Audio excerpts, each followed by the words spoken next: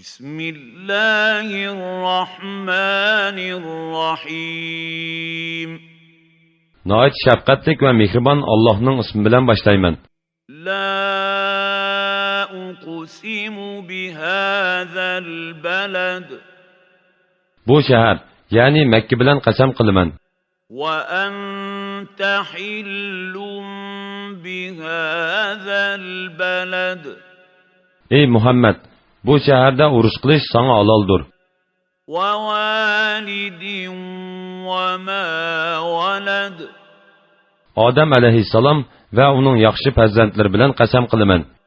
لقد خلقنا الإنسان في كبد Biz insanı həqiqətən cəfa müşəqqət içində yaratdıq. أيحسب أن لن يقدر عليه أحد O, yani facir, şəqi Adəm özüge heç kişinin küçü yetmeydi deb oylamdı. يقول أهلكت مالا لبدا O köp mal sərf qıldım deydi. أيحسب أن لم يره أحد O özünün mal sərf qılğanlığını heç kişi görmedi deb oylamdı. ألم نجعل له عينين ولسانا وشفتين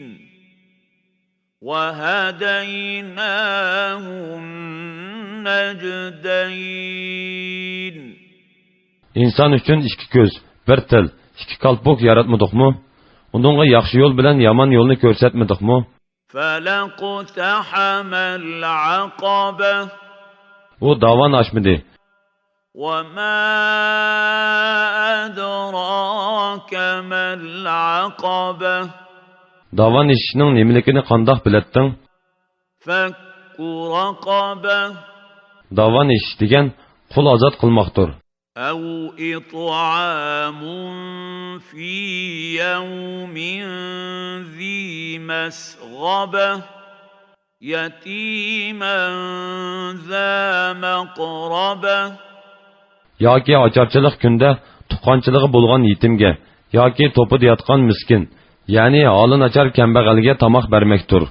ثم كان من الذين آمنوا وتواصوا بالصبر وتواصوا بالمرحمة Şunun bilen billa, yani yuqurqılarını qilish bilen billa, iman etqanlardan, özara savr qilishqa tavsiya qilishqanlardan, özara merhamet qilishqa tavsiya qilishqanlardan bolmaqdır.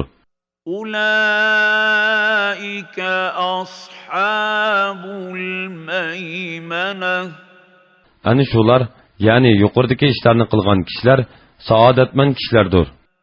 والذين كفروا بآياتنا هم أصحاب المشأمة Bizden ayetlerimizi inkar qılğanlar bedbəxtlərdir.